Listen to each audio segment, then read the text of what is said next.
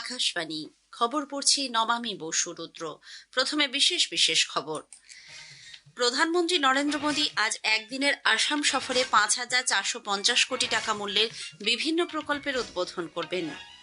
ইটি global business সামিটে যোগ দিয়ে প্রধানমন্ত্রী বলেছেন, একাধিক বাধা সত্ত্বেও এই দশকে ভারত অভূতপূর্ব উন্নয়নের সাক্ষী থেকেছে। বাণিজ্য ও শিল্পমন্ত্রী পীযূষ গোয়েল বলেছেন, সমস্ত বাণিজ্য চুক্তিতেই ভারত দেশের কৃষি, দুগ্ধজাত পণ্য এবং এমএসএমই ক্ষেত্রে স্বার্থ সুরক্ষিত রেখেছে। পশ্চিমবঙ্গে এসআইআর শুনানি পর্ব আজ শেষ হচ্ছে। কেরালায় চূড়ান্ত ভোটার তালিকা প্রকাশিত হবে আগামী ২১শে ফেব্রুয়ারি। দ্বাদশ Indian super league ISL football প্রতিযোগিতা শুরু হচ্ছে আজ।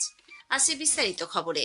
প্রধানমন্ত্রী নরেন্দ্র মোদী আজ একদিনের আসাম সফরে যাচ্ছেন। সকাল 10:30 নাগাদ তিনি ডিব্রুগড় জেলায় জাতীয় সড়ক বরাবর গড়ে ওঠা মোরান বাইপাসে ইমার্জেন্সি ল্যান্ডিং ফেসিলিটিতে অবতরণ করবেন। সেখানে তিনি বিভিন্ন লড়াকু বিমান, পরিবহন উড়ান ও হেলিকপ্টারের প্রদর্শনী প্রত্যক্ষ করবেন। উত্তর পূর্ব ভারতে এ ধরনের ইমার্জেন্সি ল্যান্ডিং ফেসিলিটি এই প্রথম। ভারতীয় বায়ুসেনার সহযোগিতায় আপৎকালীন পরিস্থিতিতে সামরিক ও অসামরিক বিমানগুলি যাতে জরুরি ভিত্তিতে অবতরণ বা টেক অফ করতে পারে, সেই উদ্দেশ্যেই এটি নির্মাণ করা হয়েছে। ডিব্রুগড় থেকে প্রধানমন্ত্রী যাবেন গুয়াহাটিতে। সেখানে তিনি ৫,৪৫০ কোটি টাকা মূল্যের বিভিন্ন প্রকল্পের উদ্বোধন করবেন। এর মধ্যে আছে ব্রহ্মপুত্র নদের ওপর কুমার ভাস্কর বর্মা সেতু। গুয়াহাটি ও উত্তর গুয়াহাটির মধ্যে সংযোগকারী এই সেতুটি ৩,০০০ কোটি টাকা ব্যয়ে গড়ে তোলা হয়েছে। এটি উদ্বোধনের পর শ্রী মোদী পার্শ্ববর্তী লাচিত ঘাটে আইআইএম গুয়াহাটির একটি অস্থায়ী ক্যাম্পাসের ভার্চুয়াল উদ্বোধন করবেন। কামরূপ জেলার আমিনগাঁওয়ে উত্তর পূর্বাঞ্চলীয় জাতীয় ডেটা সেন্টারেরও উদ্বোধন করবেন তিনি। এছাড়া পিএম ই বাস সেবা প্রকল্পের আওতায় দেশে 4টি শহরের জন্য 225টি ইলেকট্রিক বাসেরও ভার্চুয়াল সূচনা করবেন শ্রী মোদী। এর মধ্যে আছে গুয়াহাটির জন্য 100টি, নাগপুর ও ভাবনগরের জন্য 50টি করে এবং চণ্ডীগড়ের জন্য 25টি বাস। প্রধানমন্ত্রী এরপর বিজেপি কর্মীদের এক বুথ সম্মেলনে ভাষণ দেবেন। প্রধানমন্ত্রী নরেন্দ্র মোদী বলেছেন, সেবা তীর্থ এবং কর্তব্য ভবন দেশের জনগণের আশা আকাঙ্ক্ষা পূরণ করতেই গড়ে তোলা হয়েছে। সেবা তীর্থ ও কর্তব্য ভবন 1 ও 2 বিকশিত ভারতের লক্ষ্যে দেশের যাত্রার এক গুরুত্বপূর্ণ মাইল ফলক। সেবা তীর্থে এক জনসমাবেশে শ্রী মোদী বলেন, এই উদ্যোগ জনসাধারণ কেন্দ্রিক প্রশাসন ও জাতীয় অগ্রগতির লক্ষ্যে সরকারের দায়বদ্ধতার প্রতিফলন। উল্লেখ্য, প্রধানমন্ত্রী গতকাল নতুন দিল্লিতে সেবা তীর্থ ভবন কমপ্লেক্সের উদ্বোধন করেন। এখন থেকে এটিই হবে তাঁর নতুন দপ্তর। সেবা তীর্থে যাওয়ার পর প্রধানমন্ত্রী একগুচ্ছ সিদ্ধান্ত নেন। 4টি উল্লেখযোগ্য সিদ্ধান্তের মধ্যে প্রধানমন্ত্রী লাখপতি দিদির সংখ্যা দ্বিগুণ করা এবং পিএম রাহাত প্রকল্পে অনুমোদন দিয়েছেন। একই সঙ্গে কৃষি পরিকাঠামো তহবিল দ্বিগুণ করা এবং 10,000 কোটি টাকা স্টার্ট আপ ইন্ডিয়া ফান্ড 2.0তেও অনুমোদন দিয়েছেন প্রধানমন্ত্রী। বাণিজ্য ও শিল্পমন্ত্রী পীযূষ গোয়েল কংগ্রেস নেতা রাহুল গান্ধীর অভিযোগকে সাজানো, কৃত্রিম এবং ভুয়ো বলে তীব্র প্রতিবাদ জানিয়েছে। ভারত মার্কিন বাণিজ্য চুক্তি সম্পর্কে রাহুল গান্ধীর প্রকাশ করা একটি ভিডিওর অভিযোগের জবাবে তিনি কংগ্রেসের দাবিগুলিকে সম্পূর্ণ ভিত্তিহীন বলে উল্লেখ করেন। শ্রী গোয়েল বলেন, রাহুল গান্ধী দেশের অন্নদাতাদের বিভ্রান্ত করার চেষ্টা করছেন। কেন্দ্রীয় মন্ত্রী জোর দিয়ে জানান, মার্কিন যুক্তরাষ্ট্রের সঙ্গে সাম্প্রতিক বাণিজ্য চুক্তিতে দেশের কৃষকদের স্বার্থ সম্পূর্ণ সুরক্ষিত রয়েছে। এর ফলে কৃষক, মৎস্যজীবী, যুব, এমএসএমই, স্টার্ট আপ, কারিগর ও বিশ্বকর্মারা উপকৃত হবেন। We have protected the interests of all our farmers, and this is an agreement that will help our farmers, fishermen, hardworking youth, MSMEs, startups, artisans, and Vishwakarmas. I've already announced many times that soya meal and maize, that is corn, has not been given any concession whatsoever. Hence, does not hurt any farmers' interests. By repeating it again and again, they're only trying to scare the farmers with their lies.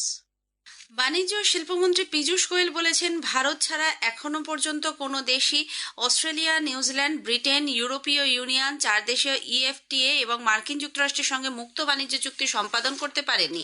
নতুন দিল্লিতে গতকাল এক অনুষ্ঠানে তিনি বলেন, সমস্ত বাণিজ্য চুক্তিতেই ভারত দেশের কৃষক, দুগ্ধ এবং এমএসএমই ক্ষেত্রে স্বার্থ সুরক্ষিত রেখেছে। শ্রী গোয়েল বলেন, প্রধানমন্ত্রী নরেন্দ্র মোদী দেশের রূপান্তরকে অন্য মাত্রায় নিয়ে গেছেন। বিশ্ব সরবরাহ শৃঙ্খলে এআই এর ব্যবহার বাড়ানো ভারত ছাড়া সম্ভব নয় বলেও মন্ত্রী উল্লেখ করেছেন। ইটি গ্লোবাল বিজনেস সামিটে যোগ দিয়ে প্রধানমন্ত্রী বলেছেন, একাধিক বাধা সত্ত্বেও এই দশকে ভারত অভূতপূর্ব উন্নয়নের সাক্ষী থেকেছে। গত এক দশকে বিশ্ব অতিমারির মতো বেশ কিছু বাধার সম্মুখীন হয়েছে। যে কোনো বাধাই জাতিকে শক্ত করে গড়ে তুলতে পারে বলেও প্রধানমন্ত্রী মন্তব্য করেন। संकट के समय ही किसी देश के सामर्थ्य का पता चलता है। अनेक डिसरप्शन के बीच भी भारत के लिए ये दशक अभूतपूर्व डेवलपमेंट का रहा है, शानदार डिलीवरी का रहा है और डेमोक्रेसी को मजबूत करने वाला रहा है। সরকার অভ্যন্তরীণ বাজারে গমের দাম স্থিতিশীল রাখতে 25 লক্ষ মেট্রিক টন গম এবং আরও 5 লক্ষ মেট্রিক টন গমজাত সামগ্রী রপ্তানির বিষয়টি অনুমোদন করেছে। খাদ্য, গণবণ্টন ও উপভোক্তা মন্ত্রক জানিয়েছে গমের বর্তমান চাহিদা এবং দরদামের সর্বাত্মক পর্যালোচনার পরই এই সিদ্ধান্ত। প্রধানমন্ত্রী নরেন্দ্র মোদী রবিবার 22 ফেব্রুয়ারি আকাশবাণীতে মন কি বাত অনুষ্ঠানে দেশ বিদেশের মানুষের সঙ্গে তাঁর চিন্তা ভাবনা ভাগ করে নেবেন। এটি হবে মাসিক এই বেতার অনুষ্ঠানের 131তম পর্ব। মন কি বাতের জন্য এবারেও সাধারণ মানুষের পরামর্শ, বক্তব্য, মতামত জানতে চেয়েছেন প্রধানমন্ত্রী মোদী। মাইগভ ওপেন ফোরাম বা নরেন্দ্র মোদী অ্যাপে লিখিত বার্তা পাঠানো যাবে। টোল ফ্রি নাম্বার 1800117800তেও বার্তা পাঠাতে পারবেন শ্রোতারা। এ খবর আপনারা শুনছেন আকাশবাণী থেকে। আমাদের সংবাদ শোনা যাবে ইউটিউব চ্যানেল আকাশবাণী সংবাদ বাংলা, ফেসবুক ও ইনস্টাগ্রাম আকাশবাণী সংবাদ কলকাতা এবং এক্স হ্যান্ডেল AIR নিউজ কলকাতাতে। পশ্চিমবঙ্গে SIR এর শুনানি পর্ব আজ শেষ হচ্ছে।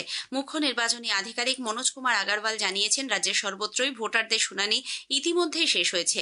শুনানিতে ডাক পাওয়া 1,52 লক্ষ ভোটারের মধ্যে 1,23 লক্ষ ভোটারের নথিপত্র যাচাই করা হয়েছে। প্রায় 97% তথ্য কেন্দ্রীয় পোর্টালে আপলোড করার কাজও সম্পন্ন হয়েছে। উল্লেখ্য, আগামী মাসের গোড়ায় ডেপুটি নির্বাচন কমিশনার সহ কমিশনের শীর্ষ কর্তারা রাজ্য সফরে আসছেন। কেরালার মুখ্য নির্বাচনী আধিকারিক রতন ইউ কেলকার বলেছেন, রাজ্যের 140টি বিধানসভা আসনের মধ্যে 122টি আসনে খসড়া SIR তালিকা থেকে বাদ পড়া ব্যক্তিদের শুনানি সম্পন্ন হয়েছে। এখনও কোল্লাম, কোঝিকোড়ে, মালাপ্পুরাম এবং কান্নুর জেলায় শুনানি বাকি আছে। মালাপ্পুরামের 7টি আসনে এখনও শুনানি হয়নি। কান্নুরের পেরাহুরে বাকি থাকা শুনানির সংখ্যা সব থেকে বেশি। রাজ্য মুখ্য নির্বাচনী আধিকারিক জানান, রাজ্যে SIR এর পর চূড়ান্ত ভোটার তালিকা প্রকাশিত হবে আগামী 21 ফেব্রুয়ারি। এখনো পর্যন্ত বিভিন্ন কারণে 39,297 জনের নাম বাদ পড়েছে। সুপ্রিম কোর্ট হিমাচল প্রদেশের গ্রাম ও শহরের স্থানীয় পঞ্চায়েত এবং পুরসভা নির্বাচনের সময়সীমা 30 এপ্রিল থেকে বাড়িয়ে 31 মে করার নির্দেশ দিয়েছে। প্রধান বিচারপতি সূর্যকান্ত এবং বিচারপতি জয়মাল্য বাগচির বেঞ্চ বৃষ্টি বিধ্বস্ত ওই রাজ্যের সরকার এবং রাজ্য নির্বাচন দপ্তরের বিভিন্ন সমস্যার কথা বিবেচনা করে বুথ পুনর্বিন্যাস এবং সংরক্ষণের কাজ সম্পন্ন করার জন্য এই সময়সীমা বাড়ায়। আসন্ন ভারত AI ইম্প্যাক্ট সামিটে 20 জন বিশ্ব নেতৃত্ব যোগ দিতে চলেছেন।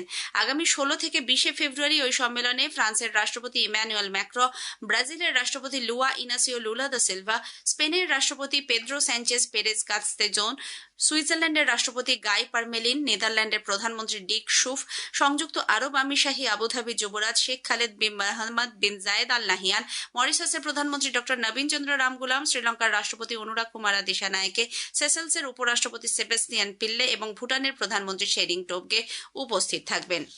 মার্কিন চেম্বার অফ কমার্স এবং মার্কিন যুক্তরাষ্ট্র ভারত ব্যবসা পরিষদ USIBC আগামী সপ্তাহে ভারতের AI ইম্প্যাক্ট সামিটে এক উচ্চ পর্যায়ে বাণিজ্যিক প্রতিনিধি দল এবং বরিষ্ঠ প্রযুক্তিবিদদের নেতৃত্ব দেবে। সামাজিক মাধ্যমে এক বার্তায় USIBC জানিয়েছে, এই সম্মেলনের সহযোগী হিসেবে প্রতিনিধি দল তাদের ভূমিকা পালন করবে। দুদেশের শিল্পক্ষেত্রের নানা দিক তুলে ধরা হবে। দলটি মার্কিন যুক্তরাষ্ট্র এবং ভারত সরকারের নেতৃবর্গের সঙ্গেও সাক্ষাৎ করবে। মার্কিন প্রেসিডেন্ট ডোনাল্ড ট্রাম্প বলেছেন, ইরানে ক্ষমতার পরিবর্তন হবে মধ্যপ্রাচ্যের জন্য সবচেয়ে ভালো খবর। মার্কিন প্রশাসন এই মুহূর্তে তেহরানের বিরুদ্ধে সামরিক পদক্ষেপ নেবে কিনা তা বিবেচনা করছে। উত্তর ক্যারোলিনার ফোর্ট ব্র্যাগে সৈন্যদের সঙ্গে সাক্ষাতের সময় ইরানের বিরুদ্ধে সম্ভাব্য সামরিক পদক্ষেপের জন্য বিমানবাহী দ্বিতীয় রণতরী মধ্যপ্রাচ্যে মোতায়েনের বিষয়টি নিশ্চিত করেন ট্রাম্প। ICC পুরুষদের T20 ক্রিকেটে কলম্বোতে সকাল 11টায় আজ আয়ারল্যান্ড মুখোমুখি হবে ওমানের। কলকাতায় বিকেল 3টায় ইংল্যান্ড খেলবে স্কটল্যান্ডের বিরুদ্ধে। আজ সন্ধ্যে 7টায় আহমেদাবাদ নিউজিল্যান্ড এবং দক্ষিণ আফ্রিকার মুখোমুখি করবে। ICC পুরুষদের T20 বিশ্বকাপ ক্রিকেটে গতরাতে চেন্নাই MA চিদম্বরম স্টেডিয়ামে আমেরিকা 93 রানে নেদারল্যান্ডসকে পরাজিত করে। দ্বাদশ Indian super league ISL football প্রতিযোগিতা আজ শুরু হচ্ছে। গতবারের চ্যাম্পিয়ন মোহনবাগান সুপার জায়ান্ট প্রথম দিনে কেরালা ব্লাস্টার্সের মুখোমুখি হবে। যুব ভারতী ক্রীড়াঙ্গনে খেলা শুরু হবে বিকেল 5টায়। মোহামেডান স্পোর্টিং আগামীকাল প্রথম ম্যাচে জামশেদপুর FC'র বিরুদ্ধে খেলবে। শেষ করার আগে খবরের বিশেষ কিছু অংশ আরও একবার। প্রধানমন্ত্রী আজ অসম সফরে একগুচ্ছ প্রকল্পের উদ্বোধন করবেন। পশ্চিমবঙ্গে SIR এর শুনানি পর্ব আজ শেষ হচ্ছে। ISL ফুটবল প্রতিযোগিতা শুরু হচ্ছে আজ। খবর শেষ হলো। এরপর